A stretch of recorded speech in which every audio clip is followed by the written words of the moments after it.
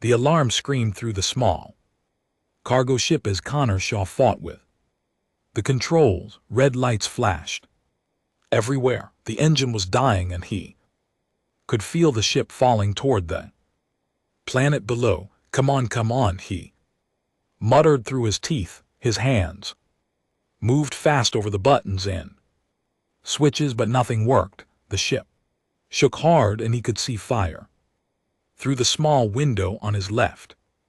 Connor was 32 years old. He had served 8 years as a Marine before he got tired of war and became a cargo pilot instead. He flew alone most of the time, carrying supplies between human colonies on the edge of known space. It was quiet work, simple work. He liked it that way, but today his luck had run out.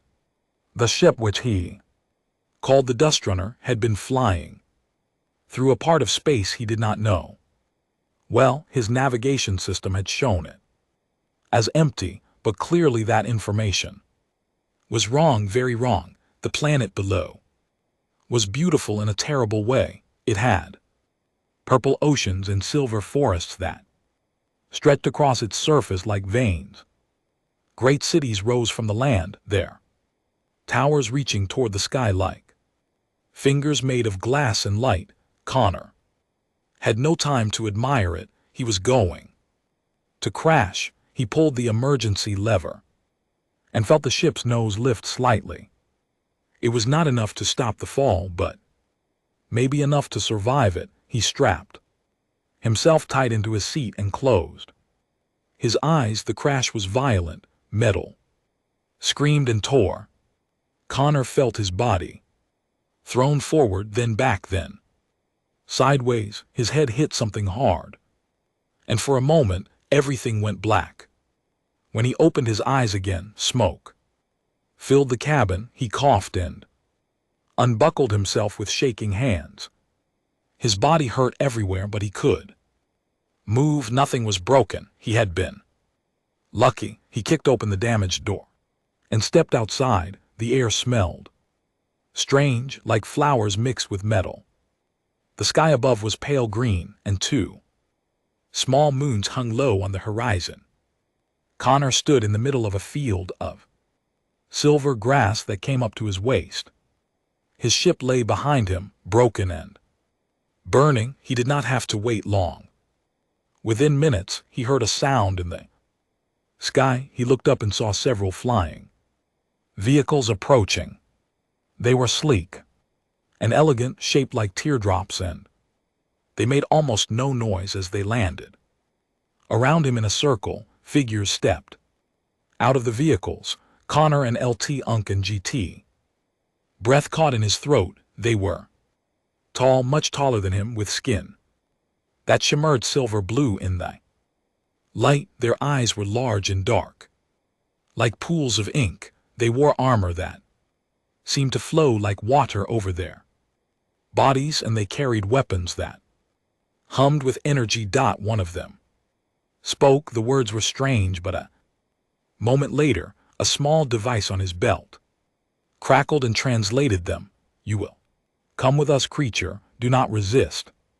Connor raised his hand slowly. He knew when he was beaten. No problem, he said. I'm just a pilot. My ship broke down. I mean no harm. The aliens looked at each other. They seemed confused by his calm response. Perhaps they had expected him to fight or to beg. Connor didn't either. He simply waited. They put restraints on his wrists and led him to one of their vehicles. The inside was strange but comfortable. The seats molded to his body in a way that felt almost alive. He tried not to think about it too much. The vehicle flew over the silver forest into Ward, one of the great cities he had seen from above. Up close it was even more impressive. The buildings were made of a material that looked like crystal, and they glowed softly from within. Bridges connected the towers at different levels, and smaller vehicles flew between them like insects. They brought him to a massive structure at the center of the city. It was a palace. He realized the largest and most beautiful building of them all. Inside, everything was white and gold. The floors were smooth as glass, and the ceilings were so high that Connor could barely see them. Guards stood everywhere watching him with those dark, unblinking eyes. They took him to a large room and made him stand in the center. Around him, a circle of important-looking aliens sat on raised platforms. They studied him like he was an animal in a cage. One of them spoke. The translator worked again. "What are you?" The alien asked. "We've never seen your kind before." "I'm Herman," Connor said. "From a planet called Earth. I'm just a cargo pilot. I was passing through this area when my ship failed." The aliens whispered among themselves. He heard words like primitive and curious and dangerous. Connor stood still and kept his face calm. He had learned long ago that showing fear only made things worse. So he waited. From somewhere above, door opened. Connor looked up and saw a balcony overlooking the room. A figure stood there watching. It was a female. He could tell that much. She was different from the others. Her skin was a lighter shade of blue, almost white, and she wore a crown of small lights that floated around her head like stars. Her eyes found his and stayed there. Connor met her gaze and did not look away. The female tilted her head slightly, something like a smile touched her lips. Then she turned and disappeared through the door behind her. "You will stay here," one of the officials announced. "Your ship will be repaired, but it will take 6 lunar cycles. Until then, you are a guest of the Kurthai Empire. You will be given quarters and food. You will not cause trouble." Connor nodded. "Understood." "Thank you." The officials seemed surprised by his politeness. Perhaps visitors to this world usually behave differently. They led him to a small but comfortable room in the outer part of the palace. It had a bed, a window that looked out over the city, and a small bathroom, simple but clean. Carr sat on the bed and let out a long breath. He was alive. He was stuck on an alien world with no way to contact home, but he was alive. 6 months. He thought he could handle 6 months. He had survived worse.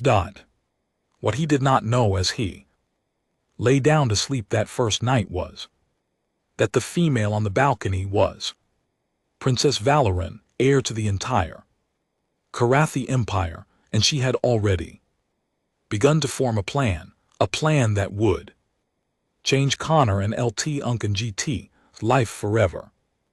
Outside his window, the 2 moons rose higher into the green sky, and the city glowed like a dream. Somewhere in the palace, the Lith stood at her own window, thinking about the strange creature who had fallen from the stars. He was not afraid, she thought. All the others who came here were afraid, but not him. She smiled to herself in the darkness. Perhaps this human would be useful after all. 3 weeks passed on Valanthos Prime. Connor learned to live among the Karathi, though he never felt welcome. The aliens were polite to him, but distant. They looked at him the way a person might look at a strange insect that had wandered into their home. Curious, but also slightly disgusted. He was smaller than them, rougher, and in their eyes primitive. Connor did not let it bother him. He kept to himself, explored the areas he was allowed to visit, and counted the days until his ship would be ready. But everything changed on the 23rd day. He was eating his morning meal in a small garden near his quarters when a shadow fell over He looked up and saw Princess. Standing there, 2 guards waited behind her at a respectful distance. Connor started to stand, but she waved her hand. Stay, she said. Her voice was soft, but carried authority. I wish to speak with you.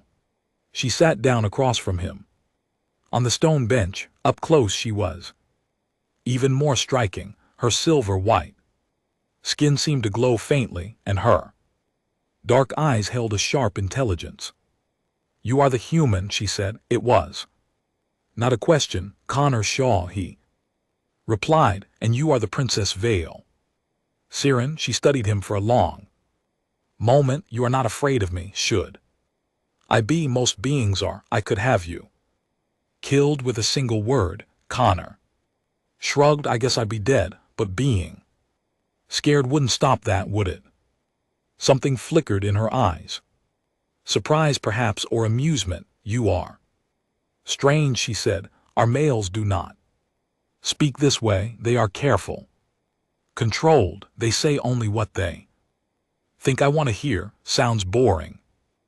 Valif laughed. It was a small sound, quickly hidden but real.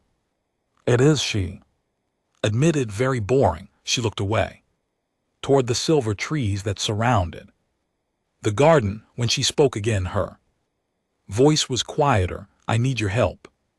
Connor Shaw, he raised an eyebrow. My help? I'm just a cargo pilot stuck on your planet. What could I possibly do for a princess? Vale turned back to face him. Their expression was serious now. In 12 days, there will be a ceremony called the choosing. It is an ancient tradition. I must select a consort from among the warriors presented to me. The male I choose will one day rule beside me as king. Sounds important. It is, and I hate it. Her hands tightened in her lap. The favorite candidate is High Commander Zorth. He is powerful, ambitious, and cruel. If I choose him, he will drag our empire into wars we cannot win. He has already made plans to attack neighboring systems. Connor felt a cold weight settle in his stomach.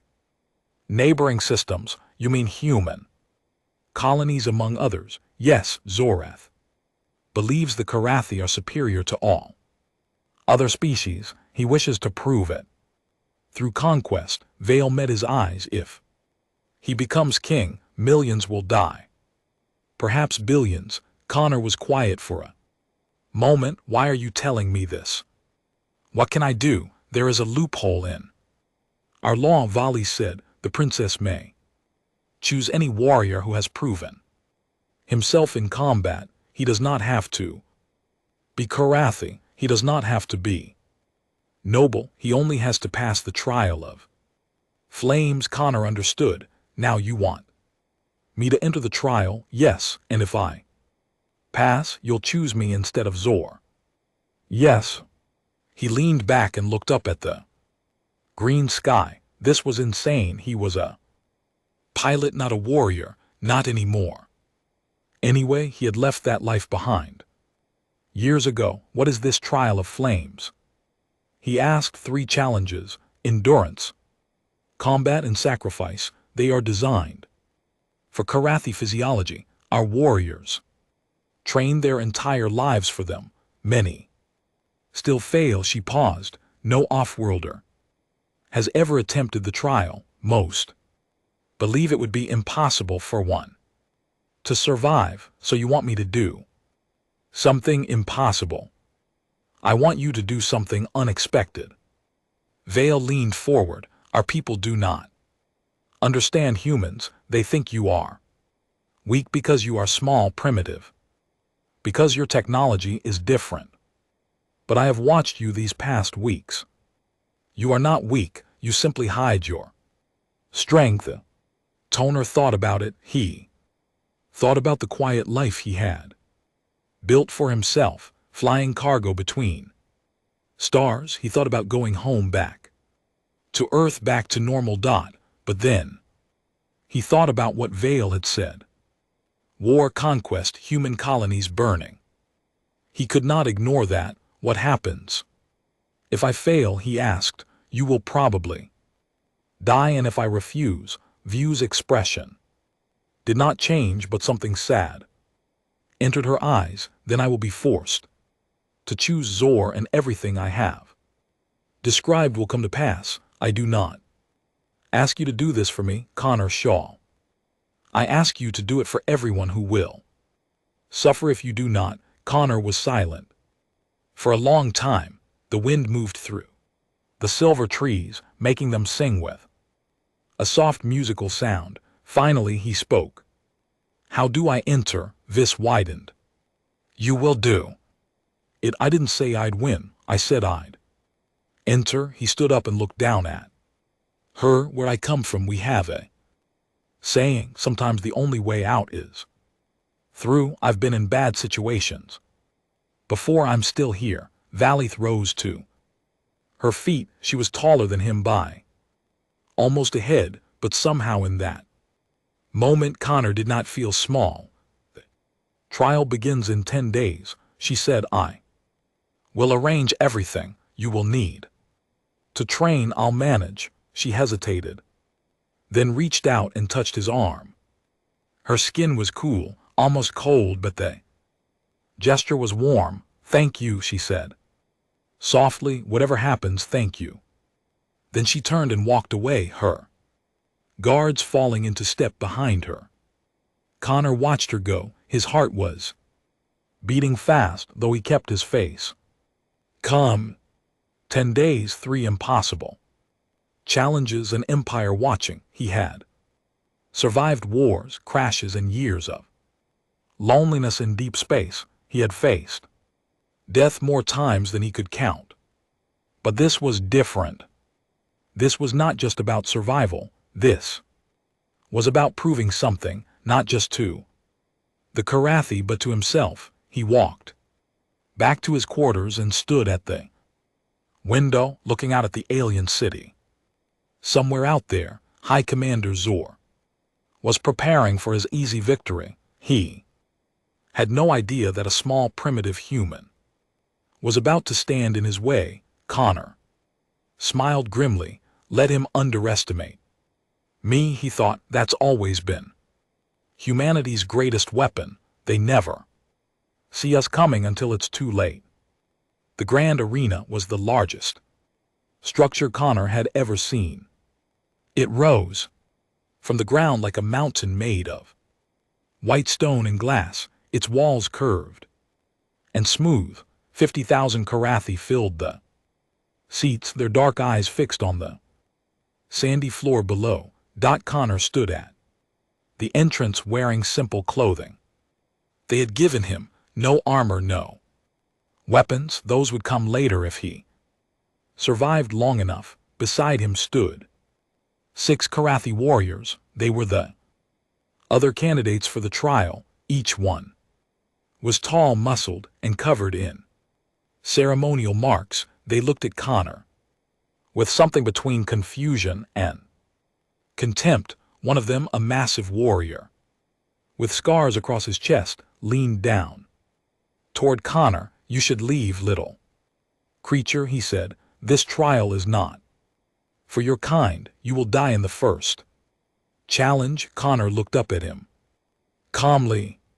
Maybe, but I'm not leaving. The warrior laughed and turned away. Horns sounded deep and long. The crowd went silent. The first challenge had begun. They called it the Path of Fire. The candidates had to cross a long stretch of burning ground while avoiding obstacles that rose and fell from the floor. The heat was intense, designed to push Karathi bodies to their limit. Connor felt the heat hit him like a wall. As he stepped onto the path, his skin immediately began to sweat and his lungs burned with every breath. The Kurdi warriors moved ahead of him, their long legs carrying them quickly across the flames. Connor had something they did not understand. Humans evolved on a world where heat was a constant danger. They developed the ability to sweat, to cool their bodies in ways that Karathi could not, and more than that, humans had something else, a stubbornness that ran deeper than bone. The first hour was terrible. Connor and LT Unk and GT's feet blistered, his vision blurred. Twice he nearly fell, but he kept moving. The second hour was worse. Two Karathi warriors collapsed from exhaustion, their bodies giving out. Despite their training, the medical teams rushed to pull them from the flames. Connor kept moving. By the third hour, his mind had gone quiet. There was no thought, no fear. There was only the next step and the next and the next. His body screamed at him to stop. But he had learned long ago how to ignore that voice. When he finally reached the end of the path, he fell to his knees. His clothing was burned in places, and his skin was red and raw. But he was alive. The crowd was silent. They had expected him to fall first. Instead, he had outlasted half the Curie candidates. The second challenge came the next day. It was called the Circle of Blood. Each remaining candidate had to fight a champion chosen by the arena masters. The champions were the best fighters in the Empire, veterans of countless battles. Connor and LT Unk and GT. Opponent was a female warrior named Keshra. She was fast, graceful, and deadly. Her blade moved like water, and her eyes showed no mercy. The fight began. Keshra attacked immediately, her blade slicing toward Connor and LT Unk and GT. Throat. He ducked and rolled, barely avoiding the strike. She was faster than him, stronger than him, and her reach was longer. But Connor had fought enemies before, not in arenas but in the mud and blood of real battlefields. He had learned that war was not about being the strongest, it was about being the smartest. He let her attack again. And again she came at him, and again and again. He dodged or blocked just enough to survive. He studied her movements, looking for patterns there. A small hesitation when she stepped to the left. A slight drop in her guard after a high strike. Connor waited for his moment. When it came, he moved. He ducked under her blade, stepped inside her reach, and drove his elbow into her side. She gasped and stumbled. Before she could recover, he grabbed her arm and twisted, forcing her to drop her weapon. She fought back, but Connor held on. He locked his legs around her and used his weight to drag her down. On the ground, size mattered less, technique mattered more. For 30 long seconds they struggled. Finally, Kesher's hand slapped the ground 3 times, the signal of surrender. Connor let go and stood up slowly. His body ocked in blood dripped from a cut on his forehead, but he had one thought: the crowd did not cheer. They were too shocked. A human, a small primitive creature, had defeated one of their champions. The final challenge came on the third day. It was called the Offering. Each candidate had to give up something precious, something that proved their commitment to the Empire. Most Kurthai offered treasures, lands, or titles. Connor had none of those things. He owned nothing on this world except the clothes on his back and the broken ship in the repair yard. When his turn came, he walked to the center of the arena. The crowd watched in silence. I have nothing to offer, he said, his voice carrying across the vast space. No gold, no land, no title. He paused and looked up at the royal box, where Princess Valith sat beside her mother, the queen. Their eyes met. But I do have one thing, Connor continued. The only thing that still connects me to my home. He reached into his pocket and pulled out a small device. It was the navigation core from his ship, the only thing that could guide him back to human space. Without it, he would never find his way home. This is my way back to Earth, he said, to everything I've ever known. My family, my people, my world. He knelt down and placed the device on the ground in front of him. I give it up, not for treasure or glory, but because some things are more important than going home. Then he raised his fist and brought it down. Hard, the device shattered into 1,000 pieces. The arena was completely silent. Connor stood up and faced the crowd. I don't know your customs, I don't know your history, but I know that sometimes a warrior has to sacrifice everything for what's right. That's what I offer, everything I have, everything I am. For a long moment, nothing happened. Then slowly a sound began to build. It started as a low murmur, then grew louder. It was not cheering, not exactly. It was something deeper. Respect, thought the Karathi were a proud people. They valued strength and honor above all else, and in that moment, they recognized both in the small, strange human Connor had passed all 3 trials. He looked up at the royal box again. Vale was smiling, and even the queen seemed impressed, but in the shadows behind them, Connor noticed another figure watching, High Commander Zorth. His face was twisted with rage. Dawn, this was not over. Connor knew that the real battle was still to come. But for now, he had done the impossible. He had proven that humans were not to be underestimated. The throne room of the Kurthe Empire was filled with the most powerful beings. The galaxy, nobles in flowing robes, stood beside military commanders in gleaming armor. Representatives from a dozen allied systems watched from the upper balconies. Dot at the center of it all stood Connor Shaw. He had been given formal clothing for the ceremony, dark fabric with silver threads that caught the light when he moved. It felt strained against his skin, too soft and too fine for a cargo pilot who was used to worn jackets and work boots. Princess Valith sat on a raised platform at the front of the room. She wore a crown of floating lights, and her gown shimmered like starlight on water. Beside her sat Queen Ira, old but still sharp-eyed, watching everything with careful attention.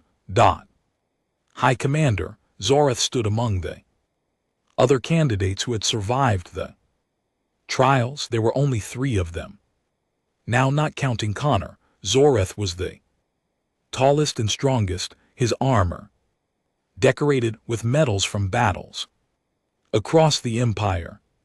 His face was calm, but his eyes burned with cold fire. The ceremony began with ancient words spoken by a priest in white robes. Connor understood only some of them through his translator, but he grasped the meaning. This was a moment that would shape the future of the empire. Finally, the priest turned to Vale, Princess Viathan, heir to the throne of the Kura Empire. You have seen the warriors who offer themselves to you. You have watched them prove their worth in the trial of flames. Now the choice is yours. Who will stand beside you as consort? The room went silent. Everyone leaned forward, waiting. Valith rose from her seat. She looked over the candidates, slowly letting her gaze rest on each one. When her eyes reached Zor, he straightened proudly, certain of victory. Then her eyes moved to Connor. I have made my choice, she said. Her voice was clear and strong. I choose the one who showed not just strength, but wisdom, not just courage, but sacrifice. I choose the one who gave up everything, even his way home, for a world that was not his own. She raised her hand and pointed, I choose Connor. Shaw, for a moment nothing happened. The room seemed frozen in shock. Then the chaos began. Nobles shouted in protest, some demanded explanations. Others called the choice an insult too. Cure thy blood, the sound grew louder. And louder until it filled the throne room like a storm. Through it all, Connor stood still. He had expected this reaction. He kept his eyes on Valathin. She kept hers on him. Queen Ether raised her hand, and slowly the room went quiet. My daughter has made her choice. According to our ancient laws, the queen said the human passed all three trials. He is eligible to be chosen. The law is clear. The law is an insult. Zora stepped forward, his voice sharp with anger. This creature is not one of us. He is small, weak, and primitive. How can he stand beside our princess? How can he one day rule our empire? Connor finally spoke. I don't want to rule anything. Everyone turned to look at him. I didn't come here looking for power, he continued. I crashed on your planet by accident. I entered the trial because I was asked to, not because I wanted glory. I don't care about your throne or your titles. He looked at Zorath directly, but I do care about what kind of future this empire will have. I've heard what you wanted to do. War, conquest, destroying everyone who's different from you. That's not strength. That's fear. Zora's face twisted with rage. You dare lecture me, you a primitive ape from a backwater world. I dare because I've seen what war does. Connor and LT Unk and GT's voice was quiet but steady. I've seen cities burn. I've seen children orphaned. I've held friends as they died in the mud. War isn't glory. It's suffering, and anyone who seeks it out without good reason isn't a warrior. He's a coward hiding behind a sword. The room was completely silent now. No one moved. Zarath took a step closer to Connor. His hand moved to the weapon at his side. You speak of cowardice, he said softly. Let us see if you can back up those words. He turned to the queen. I invoke the right of blood challenge. By ancient law, a rejected suitor may fight the chosen consort for the right to claim what was denied to him. Queen Ither's face showed no emotion. You invoke a law that has not been used in 300 years. It is still law. The queen was silent for a long moment. Then she nodded slowly. Very well, if the human accepts the challenge, will be honored. Everyone looked at Connor. He knew what this meant, a fight to the death against the greatest warrior in the Karatha Empire, a man who had trained his entire life for combat, who had killed more enemies than Connor could count. He should have been afraid. Part of him was, but a larger part felt something different, a cold, calm certainty that had carried him through every impossible moment of his life. I accept, he said. Vay stood up quickly. Connor, no, you don't have to do this.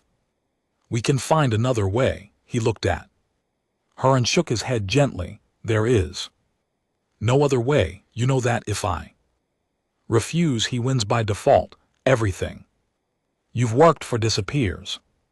He smiled slightly. Besides, I didn't come this far to back down now. Zoreth laughed, a harsh and ugly sound. Brave words from a dead man. The duel will take place tomorrow at dawn in the grand arena. I will enjoy teaching you the true meaning of pain. Human, he turned and walked out of the throne room, his followers trailing behind him. The crowd slowly dispersed, whispering among themselves. Connor stayed where he was until only Vale and the queen remained. Vale came down from the platform and stood before him. Her eyes were wet Though she tried to hide it, why she asked quietly, why did you accept? You could have refused, you could have lived. Connor looked at her for a long moment. Where I come from, there's a saying, some fights you can walk away from, some fights you can't. This is one of the ones I can't. He reached out and touched her hand gently. You took a chance on me. You believed I could be something more than just a visitor passing through. I'm not going to let you down. Vale squeezed his hand tightly. You are the strangest being I have ever met. Connor Shaw, I get that a lot. She almost smiled, then her expression grew serious again. Zorath has never lost a duel. He's stronger, faster, and more skilled than any warrior in the Empire. I know you cannot defeat him in a fair fight.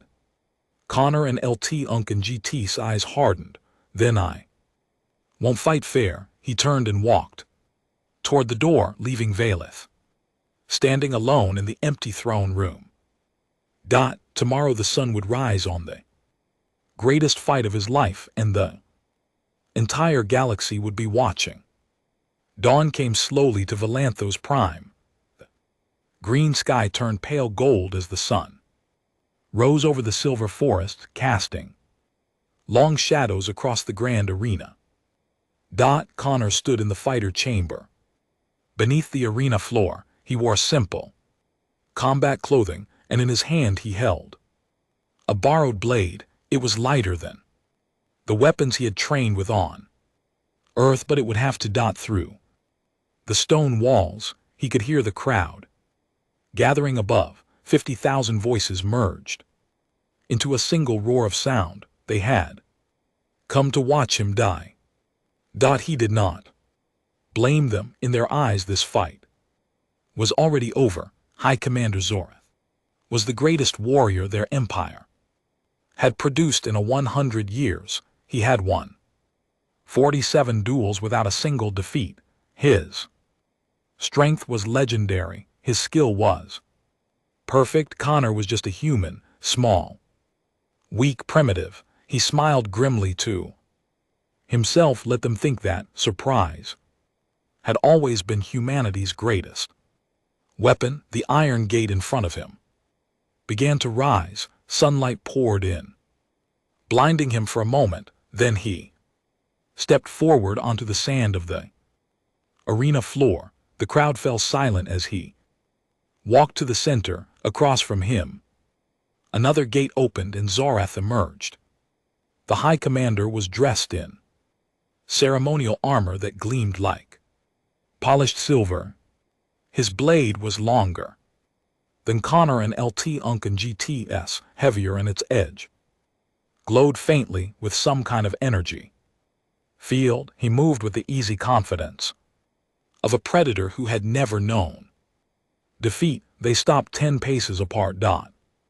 In the royal box above, Princess watched.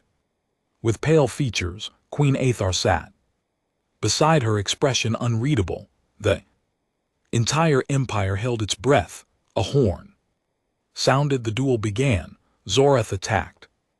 Immediately, his blade came down in a devastating arc that would have split Connor in half if it had connected, but Connor was not there. He had already moved, rolling to the side, feeling the wind of the blade pass inches from his face. He counter-attacked, a quick thrust towards Zorath's side. The commander blocked it easily and responded with a backhand strike that caught Connor across the chest. Pain exploded through him as he stumbled backward. The armor had protected him, but barely. Is that all you have, human? Zor circled him slowly. I expected more from the creature who passed the trial of flames. Connor said nothing. He watched. He waited. Dazur attacked again, faster this time. A flurry of strikes that drove Connor back across the sand. He blocked what he could, dodged what he could not, and absorbed the rest with his body. Each hit sent agony through his muscles. Each blow drove him closer to the arena wall. Crowd began to cheer. They could smell blood. They knew the end was coming. Zor pressed his advantage. His blade moved like lightning cutting through Connor and LT Unk and GT's defenses. A slash opened a wound on Connor and LT Unk and GT's arm.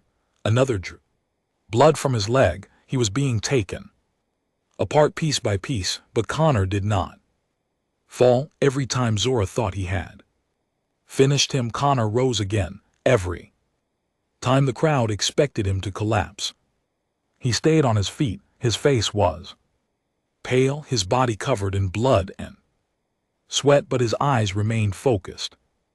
Zorath's expression began to change. Confusion replaced confidence. Frustration replaced arrogance.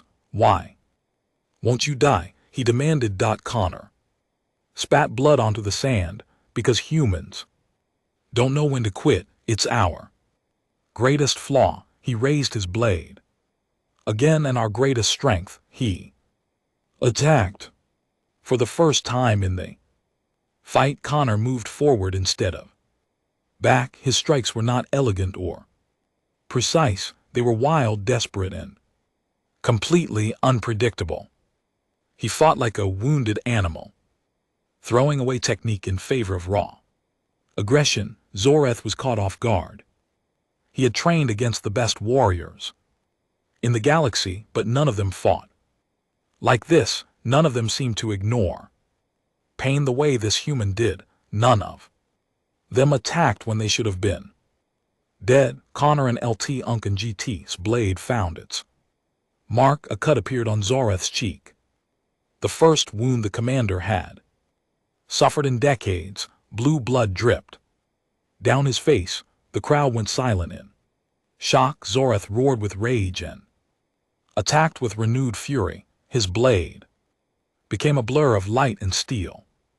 He would not be humiliated by this creature. He would not lose to a primitive ape from a forgotten world. But something had changed. Zorath was fighting angry now, not smart. His movements became sloppy, his timing off. He had never faced an opponent who pushed him this far, and he did not know how to handle it. Connor saw the opening he had been waiting for when Zorath overextended on a heavy strike. Connor stepped inside his reach. He dropped his blade and grabbed Zorath's sword arm with both hands. Then he twisted with every ounce of strength he had left. The snap of breaking bone echoed across the arena. Zorath screamed and dropped his weapon. Connor kicked it away and drove his knee into the commander's stomach. Zorath doubled over, and Connor grabbed his head, pulling it down to meet his rising elbow. Strike connected with a sickening crack. Zorath fell to his knees, dazed and beaten. His arm hung useless at his side, and blood poured from his broken nose. Connor stepped back and picked up Zorath's fallen blade. He raised it high, ready to deliver the killing blow. The crowd held its breath. Veil gripped the railing of the royal box so hard her knuckles turned white. Connor looked down at his defeated enemy. Zorath stared back with hate-filled eyes, waiting for death. Slowly Connor lowered the blade. No, he said quietly. Zorath's expression shifted to confusion. What are you doing? Finish it. This is how our duels end. Connor threw the sword away. It clattered on the sand several feet distant. A true warrior knows when the fight is over, he said. Killing you now wouldn't prove anything. It would just make me like you. He turned his back on Zorath and faced the royal box. The entire arena was completely silent. I came to your world as a visitor, Connor said, his voice carrying across the vast space. I never asked to be part of your traditions, your politics, or your wars. But I was asked to stand for something. And I did, not because I wanted power, but because I believed it was right. He looked directly at Vale. I'm not a Karathi warrior, I'm just a human who was taught that strength means protecting the weak, not crushing them. Mercy isn't weakness, it's the hardest choice a soldier can make.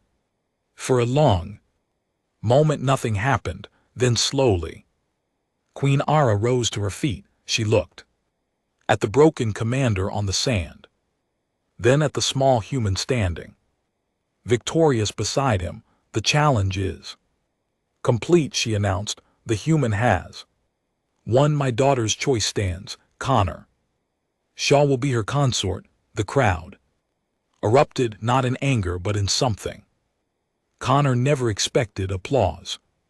Cheering, thousands of Karathi voices raised in admiration for the tiny human who had defeated their greatest warrior and then shown him mercy. Vale was crying now, tears of relief and joy streaming down her silver blue face. Connor stood alone in the center of the arena, bloody and exhausted as the sun rose fully above the horizon. He had come to this world by accident. He had stayed because someone believed in him. And now somehow he had become something more than a visitor.